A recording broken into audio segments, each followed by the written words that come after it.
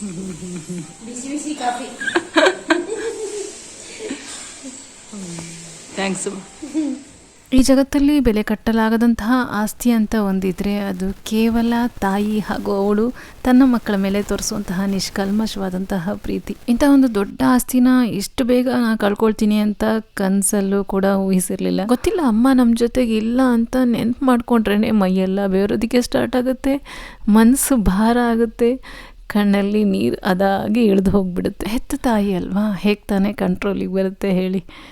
ಅದರಲ್ಲೂ ನಾವು ಹೆಣ್ಣು ಮಕ್ಕಳಿಗಂತೂ ತಾಯಿನೇ ಸರ್ವಸ್ವಾಗಿಬಿಟ್ಟಿರುತ್ತೆ. ಮದುವೆಗಿಂತ ಮುಂಚೆ ಒಂದು ರೀತಿ ಆದರೆ ಮದುವೆ ಆದಮೇಲೆ ನಮ್ಮೆಲ್ಲ ಕಷ್ಟ ಸುಖನ ಹೇಳ್ತಾ ಒಂದು ರೀತಿ ಒಳ್ಳೆ ಸ್ನೇಹಿತೆ ಆಗಿಬಿಡ್ತಾಳೆ.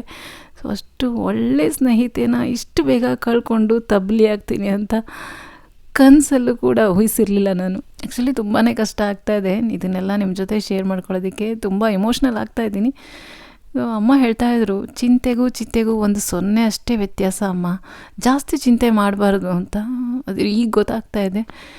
ಸೊ ಜಾಸ್ತಿ ಇನ್ನೂ ಚಿಂತೆ ಮಾಡ್ತಾಯಿದ್ರೆ ಅಮ್ಮನ ಬಗ್ಗೆನೇ ತುಂಬ ದುಃಖದ ಕೂಪದಲ್ಲೇ ಬಿದ್ದುಬಿಡ್ತೀನಿ ಅಂತ ಮೂಡ್ ಡೈವರ್ಟ್ ಮಾಡೋದಕ್ಕೆ ಆಲ್ಮೋಸ್ಟ್ ನನ್ನನ್ನು ನಾನು ಬೇರೆ ರೀತಿ ತೊಡಗಿಸ್ಕೊಳ್ತಾ ಇದ್ದೀನಿ.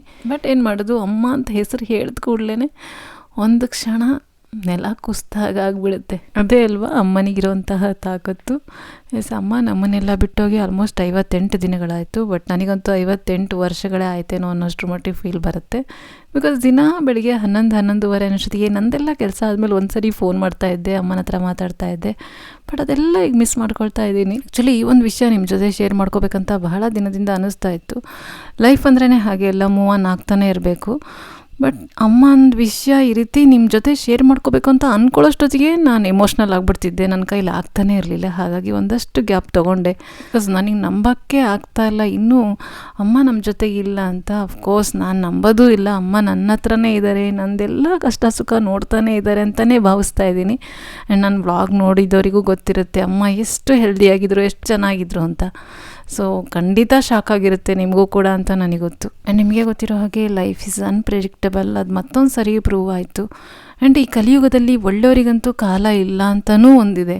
ಈ ಕಲಿಪುರುಷ ಅಂತ ಏನಿದ್ದಾನೆ ಅವನು ಒಳ್ಳೆಯವರನ್ನೇ ಆರಿಸಿ ಕರ್ಕೊಂಡು ಹೋಗ್ತಾ ಇದ್ದಾನಂತೆ. ಅದನ್ನೆಲ್ಲ ಕೇಳಿದ್ದೆ. ಅದು ಕರೆಕ್ಟಾಗಿ ಪ್ರೂವ್ ಆಯ್ತೇನೋ ಅನ್ನೋಷ್ಟ್ರ ಮಟ್ಟಿಗೆ ಅನಿಸಿದೆ. ನಮ್ಮ ಅಮ್ಮನ ವಿಷಯದಲ್ಲಿ ಅಮ್ಮ ಒಳ್ಳೆಯವಳಾಗಿದ್ದೆ ತಪ್ಪೇನೋ ಅನ್ನೋಷ್ಟ್ರ ಮಟ್ಟಿಗೆ ಒಂದೊಂದ್ಸರಿ ಬೇಜಾರಾಗಿಬಿಡುತ್ತೆ. ಬಿಕಾಸ್ ನನಗೆ ಗೊತ್ತಿರೋ ಹಾಗೆ ಅಮ್ಮ ಯಾರಿಗಾರು ಒಂದು ಕೆಟ್ಟದ್ದು ಹೇಳೋದಾಗಲಿ ಕೆಟ್ಟದ್ದು ಬಯಸೋದಾಗಲಿ ಮಾಡ್ತಿರ್ಲಿಲ್ಲ. ಇವನ್ ಅಮ್ಮಂಗೆ ಎಷ್ಟೇ ಕಷ್ಟ ಬಂದರು ಅಥವಾ ಮನಸ್ಸಿಗೆ ಬೇಜಾರಾಗ್ತಿದ್ರು ಕೂಡ ಅಮ್ಮ ನಗಾಡ್ತಾ ಅದನ್ನು ಫೇಸ್ ಮಾಡ್ತಾಯಿದ್ರು. ಆ್ಯಂಡ್ ನಮಗೂ ಕೂಡ ಹೇಳ್ತಾಯಿದ್ರು, ನೀವು ಒಂದು ಮಾತನ್ನು ಹೇಳಲ್ಲ ಅಂತ ಕೂರ್ಬೋದು, ಆದರೆ ಕೇಳಲ್ಲ ಅಂತ ಕೂರೋದಕ್ಕಾಗೋದಿಲ್ಲ. ಸೊ ತಣ್ಣೀರಾದರೂ ತಣಿಸ್ ಕುಡಿಬೇಕು ಅಂತ. ಈ ರೀತಿ ಇಷ್ಟೊಂದೆಲ್ಲ ಒಳ್ಳೆ ಗುಣಗಳಿರುವಂತಹ ನನ್ನ ಈ ತಾಯಿನ ದೇವ್ರು ಹೇಗಾರು ನಮ್ಮಿಂದ ಕಸ್ಕೊಂಡ್ಬಿಟ್ಟ ಅಂತ ಒಂದೊಂದ್ಸರಿ ಎಷ್ಟು ಬೇಜಾರಾಗುತ್ತೆ ಅಂತ ಅನಿಸಿದ್ರೆ ದೇವ್ರ ಮೇಲೆ ಕೂಡ ಸಿಟ್ಟು ಬಂದಿದ್ದಂತೂ ಸತ್ಯ ನನಗೆ. ಬಟ್ ಅಮ್ಮ ಹೇಳಿದ ಮಾತುಗಳನ್ನ ನೆನೆಸ್ಕೊಂಡು ಸ್ವಲ್ಪ ಸಮಾಧಾನ ಮಾಡ್ಕೊಳ್ತಾ ಇದ್ದೆ. ಅಮ್ಮ ಹೇಳ್ತಿದ್ರು, ಕಷ್ಟದಲ್ಲಿರುವಾಗ ನಮಗಿಂತ ಕೆಳಗಿರೋರನ್ನ ನೋಡಿ ಸ್ವಲ್ಪ ನಾನು ಸಮಾಧಾನ ಪಡ್ಕೋಬೇಕಮ್ಮ ಅಂತ. ಚಿಕ್ಕ ವಯಸ್ಸಲ್ಲೇ ತಾಯಿನ ಕಳ್ಕೊಂಡು ತಬ್ಲಿಯಾದವ್ರು ಇದ್ದಾರೆ. ಸೊ ಅವರಿಗೆಲ್ಲ ಕಂಪೇರ್ ಮಾಡಿದ್ರೆ ಅಮ್ಮ ನಮ್ಮ ಜೊತೆ ಸಾಕಷ್ಟು ವರ್ಷಗಳ ಕಾಲ ಇದ್ದು ಒಂದಷ್ಟು ಸಿಹಿಯಾದ ನೆನಪುಗಳನ್ನು ಕೊಟ್ಟಿದ್ದಾರೆ. ಬಟ್ ಏನು ಮಾಡೋದು, ತಾಯಿ ಅಂತ ಬಂದಾಗ ಅದೆಲ್ಲ ಒಂದು ಕ್ಷಣದ ಸಮಾಧಾನ ಆಗುತ್ತೆ ಅಷ್ಟೇ. ಕಷ್ಟ ಅಂತ ಹೇಳ್ಕೊಳ್ತಿದ್ದಿದ್ದು ತಾಯಿನೇ ಇಲ್ಲ ಅಂದಾಗ ಆ ಫೀಲಿಂಗೇ ಬೇರೆ. ಅದು ಗ್ಯಾರಂಟಿ, ಅದು ಕಳ್ಕೊಂಡವ್ರಿಗೆ ಮಾತ್ರ ಅದರದ್ದು ಫೀಲ್ ಗೊತ್ತಾಗೋದು ಅಂತ ನನಗನ್ಸುತ್ತೆ. ಆ್ಯಂಡ್ ಇದ್ರ ಮಧ್ಯೆ ನಾನೊಂದು ಹೇಳಲೇಬೇಕು. ಸೊ ತಾಯಿ ಮಕ್ಕಳು ಅಂದಮೇಲೆ ಜಗಳ ಗಲಾಟೆ ಸಿಟ್ಟು ಅನ್ನೋದೊಂದು ಮಾಮೂಲಿಯಾಗಿರುತ್ತೆ ಅಲ್ವಾ. ಬಟ್ ನಾನು ಇದ್ದಷ್ಟು ದಿವಸ ಅಮ್ಮನ ಜೊತೆ ಒಂದು ದಿವಸ ಕೂಡ ಸಿಟ್ಟು ಮಾಡೋದಾಗಲಿ ಗಲಾಟೆ ಮಾಡೋದಾಗಲಿ ಅಥವಾ ಮಾತು ಬಿಡೋದಾಗಲಿ ಮಾಡೇ ಇಲ್ಲ. ಸೊ ಅದೊಂದು ರೀತಿ ಪ್ರೌಡ್ ಫೀಲ್ ಇದೆ ನನಗೆ. ಸೊ ಅಮ್ಮ ಇದ್ದಷ್ಟು ದಿವಸ ನಾನು ಚೆನ್ನಾಗಿ ನೋಡ್ಕೊಂಡಿದ್ದೀನಿ ಅಥವಾ ಚೆನ್ನಾಗಿದ್ದೆ ಅಮ್ಮನ ಜೊತೆ ಅನ್ನೋ ಒಂದು ಸಾರ್ಥಕ ಭಾವನೆ ಇದೆ. ಆ್ಯಂಡ್ ಈ ಭಾವನೆಯೇ ನನಗೆ ಒಂದು ರೀತಿ ತೃಪ್ತಿ ಕೊಡೋದ್ರ ಮೂಲಕ ಸ್ವಲ್ಪ ಸಮಾಧಾನ ಪಡಿಸುತ್ತೆ. ಸೊ ಈ ಮೂಲಕ ನಾನು ಕೇಳ್ಕೊಳ್ಳೋದಿಷ್ಟೇ, ತಾಯಿ ಮನಸ್ಸಿಗೆ ಮಾತ್ರ ನೋವು ಕೊಡೋಕ್ಕೆ ಹೋಗಲೇಬೇಡಿ. ನಿಮಗೆ ಗೊತ್ತಿಲ್ಲ ಎಷ್ಟು ದೊಡ್ಡ ಆಸ್ತಿ ನಿಮ್ಮ ಹತ್ರ ಇದೆ ಅಂತ. ಅದು ಕಳ್ಕೊಳ್ಳೋಕ್ಕಿಂತ ಮುಂಚೆ ನಿಮ್ಮ ಕೈಲಾದಷ್ಟು ಪ್ರೀತಿನ ಕೊಡಿ ಅಷ್ಟೇ, ಇನ್ನೇನು ಬೇಡ ಆಗುತ್ತೆ. ಬಿಕಾಸ್ ನಾನು ಸ್ವಂತ ಅನುಭವದ ಮೂಲಕ ಹೇಳ್ತಿರೋದು. ಅಕಸ್ಮಾತ್ ಅಮ್ಮ ಇದ್ದಾಗ ಅಮ್ಮನ ಹತ್ರ ಜಗಳ ಗಲಾಟೆ ಅಂತ ಮಾಡ್ಕೊಂಡ್ಬಿಟ್ಟಿದ್ರೆ ಅದು ಇನ್ನೂ ಒಂಥರ ಲೈಫ್ ಟೈಮ್ ನೋವು ಉಳ್ಕೊಂಡ್ಬಿಡ್ತಾ ಇತ್ತು, ಅಮ್ಮಂಗೆ ಹಿಂಗೆ ಅದನ್ನಲ್ಲ ಅಂತ. ಬಟ್ ಆ ಫೀಲಿಂಗೇ ಇಲ್ಲ ನನಗೆ. ಇದಷ್ಟು ದಿವಸ ಚೆನ್ನಾಗಿದ್ನಲ್ಲ ಅನ್ನೋ ಖುಷಿ ನೆನಪುಗಳೇ ನನಗೆ ಒಂಥರ ಸಮಾಧಾನ ಕೊಡುತ್ತೆ.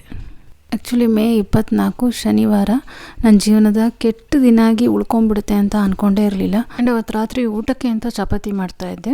ಅದೇನೋ ಗೊತ್ತಿಲ್ಲ, ಚಪಾತಿ ಮಾಡ್ತಾ ಸಡನ್ನಾಗಿ ಅಮ್ಮ ನೆನಪಾಯಿತು. ಒಂಥರ ಸಂಕಟ ಆಗಕ್ಕೆ ಹಿಡಿತು ಹೊಟ್ಟೆಯಲ್ಲಿ. ಸೊ ಒಬ್ಬಳೇ ಅಳ್ತಾ ಇದ್ದೆ. ಸೊ ಸಾನ್ವಿತ ಅಡುಗೆ ರೂಮಿಗೆ ಬಂದವಳು ಏನಾಯ್ತಮ್ಮ ಅಂತ ಕೇಳಿದ್ಲು. ಈ ಥರ ಅಮ್ಮನ ನೆನಪಾಗ್ತಿದೆ ಸ್ಯಾನ್, ಏನಂತ ಗೊತ್ತಿಲ್ಲ ಅಂತ ಹೇಳಿದಾಗ ಅಮ್ಮಮ್ಮಂಗೆ ಫೋನ್ ಮಾಡು ಅಂತ ಹೇಳಿ ಸ್ವಲ್ಪ ಸಮಾಧಾನ ಮಾಡಿದ್ಲು. ಸೊ ನಂದೆಲ್ಲ ಊಟ ಆದಮೇಲೆ ಮನೆಗೆ ಒಂದ್ಸರಿ ವೀಡಿಯೋ ಕಾಲ್ ಮಾಡಿದೆ. ಇತ್ತೀಚೆಗೆ ನಾನು ವೀಡಿಯೋ ಕಾಲೇ ಮಾಡ್ತಿದ್ದಿದ್ದು ಅಮ್ಮನ ಹತ್ರ ಮಾತಾಡೋದಕ್ಕೆ. ಆ್ಯಕ್ಚುಲಿ ಅಮ್ಮಂಗೆ ಹುಷಾರಿಲ್ಲ ಅಂತ ಆದಮೇಲೆ ಅಳೋದೊಂದು ನಾರ್ಮಲ್ ಆಗಿಬಿಟ್ಟಿತ್ತು ನನಗೆ. ಬಟ್ ಅವತ್ತೇನೋ ಬೇರೆ ಥರ ಸಂಕಟ ಆಗ್ತಾಯಿತ್ತು.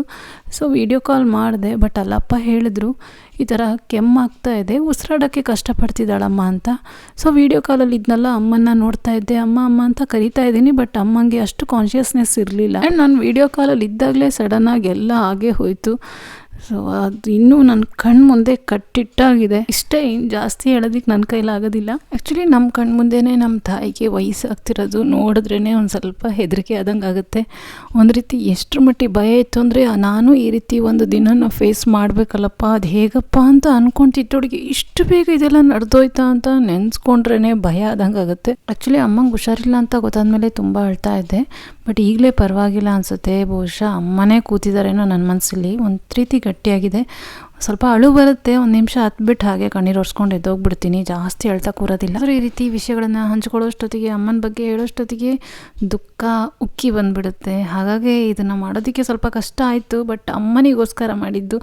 ಅಮ್ಮನಿಗಂತೂ ನನ್ನ ವ್ಲಾಗ್ಸ್ ಅಂದರೆ ಎಷ್ಟು ಇಷ್ಟಪಟ್ಟು ನೋಡ್ತಾಯಿದ್ರು ನನಗೆ ಗೊತ್ತು. ನಾನು ಫಸ್ಟ್ ಮಾಡಿದಾಗ ಶೇರ್ ಮಾಡ್ತಿದ್ದೆ ಅಮ್ಮಂಗೆ. ಆ್ಯಂಡ್ ಅಮ್ಮ ನೋಡಿದ ತಕ್ಷಣ ಕಾಲ್ ಮಾಡೋಕ್ಕಾಗ್ತಿದ್ರು, ಒಂದು ವಾಯ್ಸ್ ಮೆಸೇಜರು ಕಳಿಸ್ಬಿಡ್ತಿದ್ರು, ಸೂಪರಾಗಿದೆಯಮ್ಮ ಅಂತ. ಅಮ್ಮ ಲಾಸ್ಟ್ ನೋಡಿದ ವ್ಲಾಗೇ ಅದು ದೈವಗಳ ದರ್ಶನದ್ದು. ಸೊ ಅದ್ರ ಬಗ್ಗೆ ಅಂತೂ ಆಲ್ಮೋಸ್ಟ್ 45 ನಿಮಿಷ ಮಾತಾಡಿದ್ದಾರೆ ಫೋನಲ್ಲಿ, ವಿಡಿಯೋ ಕಾಲಲ್ಲಿ. ತುಂಬ ಚೆನ್ನಾಗಿ ಬಂತಮ್ಮ ಅಂತ. ಹಾಗೆ ಇದು ಒಂದಂತಲ್ಲ, ನನ್ನ ಪ್ರತಿಯೊಂದು ವಿಡಿಯೋನೂ ಕೂಡ ತುಂಬ ಇಷ್ಟಪಟ್ಟು ನೋಡಿದ್ದಾರೆ. ಹಾಗಾಗಿ ನಂಗೆ ಎಷ್ಟು ಕಷ್ಟ ಆದರೂ ಪರವಾಗಿಲ್ಲ, ಅಮ್ಮನಿಗೋಸ್ಕರ ಒಂದು ವಿಡಿಯೋ ಮೀಸಲಿಡಲೇಬೇಕು ಅಂತ ಇದನ್ನು ಮಾಡಿದೆ. ಬಿಕಾಸ್ ಅಷ್ಟು ಈಸಿ ಅಲ್ಲ ಈ ಥರದ ವಿಷಯಗಳನ್ನೆಲ್ಲ ಈ ರೀತಿ ಶೇರ್ ಮಾಡ್ಕೊಳ್ಳೋದು. ಮನಸ್ಸು ಸ್ವಲ್ಪ ಜಾಸ್ತಿನೇ ಗಟ್ಟಿ ಇರಬೇಕಾಗತ್ತೆ. ಅಫ್ಕೋರ್ಸ್ ಅವಾಗಿನಷ್ಟಿಲ್ಲ, ಸ್ವಲ್ಪ ಗಟ್ಟಿ ಆಗಿದೆ ಮನಸ್ಸು. ಆದರೂ ಅಮ್ಮ ಅಂತ ವಿಷಯ ಬಂದಾಗ ಆಟೋಮೆಟಿಕ್ಕಾಗಿ ಸ್ಮೂತ್ ಆಗಿಬಿಡುತ್ತೆ ಸಡನ್ನಾಗಿ. ಎಷ್ಟು ದಿವಸದಿಂದ ಅಂದ್ಕೊಳ್ತಾ ಇದ್ದೀನಿ ವ್ಲಾಗ್ ಮಾಡಬೇಕು ಅಂತ, ಕೂತ್ರೂ ನನ್ನ ಕೈಲಾಗ್ತಿಲ್ಲ. ಅಂತೂ ಫೈನಲಿ ಮನಸ್ಸು ಸ್ವಲ್ಪ ಗಟ್ಟಿ ಆಯಿತು. ಆ್ಯಂಡ್ ಈಗ ನೀವು ನೋಡ್ತಿರೋದು ಅಮ್ಮಂದು ಮಾಸಿಕ ದಿನದ್ದು. ಸೊ ನಾವು 3 ಜನ ಹೆಣ್ಮಕ್ಳು ಇಲ್ಲಿ ಬಡಿಸ್ತಾ ಇದ್ದೀವಿ. ಆ್ಯಂಡ್ ಇದರೊಂದಿಗೆ ಅಮ್ಮಂದು ಎಲ್ಲ ರೀತಿ ಕಾರ್ಯಗಳು ಕೂಡ ಮುಗೀತು.